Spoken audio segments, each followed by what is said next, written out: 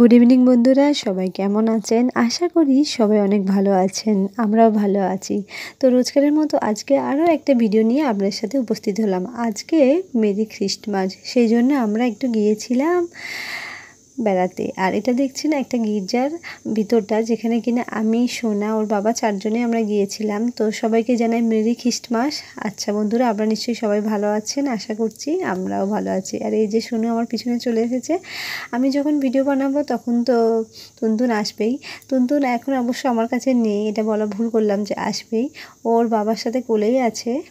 আর আমি পুরো গির্জাটা ভিডিও করছিলাম। বাইরে অনেক লোকের সমাগম, একটা ছোটোখাটো এটা মেলা ছিল। এটা ভিতরটা গির্জা, আর বাইরে অনেক মেলায় অনেক দোকানপাট বসেছিল, জিলিপি দোকান, তারপরে ওই যে চানা মটরের দোকান, ঘুগনির দোকান, তারপরে এদিকে আবার নানান কসমেটিকের দোকান ছিল। তারপরে এদিকে তো আপনার বিভিন্ন রকমের গাছের দোকান ছিল, গাছ যেগুলো ছোটো ছোটো নার্সারি গাছে সেইগুলো, আরও অনেক খেলনার গাড়ি, মানে অনেক রকমের দোকান ছিল, যেগুলো কিনা প্রচণ্ড ভিড় ছিল, সেই জন্য আমি আর ভিড়ের মধ্যে যাইনি। তো যাই হোক, এখানে যখন ঘোরা শেষ হয়ে গেল আমরা আরেক জায়গায় গিয়েছিলাম। এটা ছিল জগন্নাথ বাড়ি। এই যে মন্দিরটা দেখছেন বন্ধুরা, এটা হচ্ছে আমাদের এখানে জগন্নাথ বাড়ি মন্দির বলা সেটা। তো মন্দিরটা খুবই সুন্দর। আমি গিয়েছিলাম অনেক আগে, প্রায় 6-7 বছর আগে। তখন কিন্তু মন্দিরে যে এত ডিজাইন, এত কারুকার্য তখন ছিল না। আর আজকে এতদিন পরে গিয়েছি যখন, আমার কাছে খুব ভালো লাগেছে যে, আর এই ভালো লাগাটা আপনাদের সাথে শেয়ার করছি। আশা করব আপনাদের ভালো লাগলে আপনারা অবশ্যই একটা লাইক করবেন, কমেন্ট করবেন এবং ফলো করে পাশে থাকবেন। যারা আমার পেজ থেকে দেখছেন, আমার ভিডিওটা ভালো লাগলে অবশ্যই একটা ফলো করবেন এবং কমেন্ট করবেন। আর যারা আমার এজি নাইস ওয়ান মানে ইউটিউব চ্যানেল থেকে দেখছেন, ভালো লাগলে অবশ্যই একটা সাবস্ক্রাইব করবেন। এখানে কৃষ্ণের ছোটোবেলা থেকে বড়োর সমস্ত মুহূর্ত এখানে তুলে ধরা হয়েছে। তো একটা মূর্তির আকারে এখানে দেওয়া হয়েছে সমস্ত কিছু। ছোটোবেলায় কৃষ্ণ কীভাবে পুতনাকে নাশ করেছিল, কীভাবে আরও ছোটো ছোটো কাহিনিগুলো মানে কীভাবে করেছিল, সেগুলো সমস্ত কিছু দেওয়া যায়। এখানে কিছুটা ওয়াল পেন্টিং ছিল, সেগুলো আপনার সাথে দেখাচ্ছি। দেখেন, এটা পেন্টিং, এটা মূর্তি না, এটা পেন্টিং। এটাও আমার কাছে খুব ভালো লেগেছে। আমাদের হাতে সময় ছিল না, আমরা পুরোটা ঘুরতে পারিনি, তবু যেটুকু ঘুরেছি সেটা আপনার সাথে সমস্ত কিছু আমি শেয়ার করার চেষ্টা করছি। দেখুন কত সুন্দর না, মানে এখানে জাস্ট কিছু বলার নেই, জাস্ট ওয়াও, খুবই দারুণ। মূর্তিগুলো একটা থেকে এত সুন্দরভাবে নিখুঁতভাবে বানানো, দেখলে মনে হবে যেন দূর থেকে এটা সত্যিকারে যেন ওরা বসে আছে কেউ। এই যে দেখতে পাচ্ছেন কৃষ্ণ, লক্ষ্মীনারায়ণ, পাশে নারদ।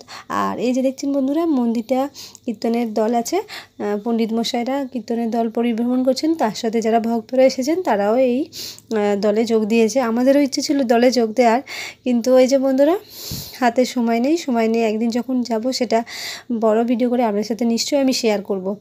আর এই যে দেখতে পাচ্ছেন বন্ধুরা, এটা আরেকটা, এখানে কিনা কৃষ্ণ মাখন চুরি করছে আর ওর সখারা ওকে সাহায্য করছে। মানে এই কাহিনিগুলো যখন দেখছি মনে হচ্ছে ছোটোবেলায় যে যখন আমরা কৃষ্ণ দেখতাম, সেইগুলো মানে চোখের মধ্যে যেন ভাসছে। কি অপূর্ব না বন্ধুরা?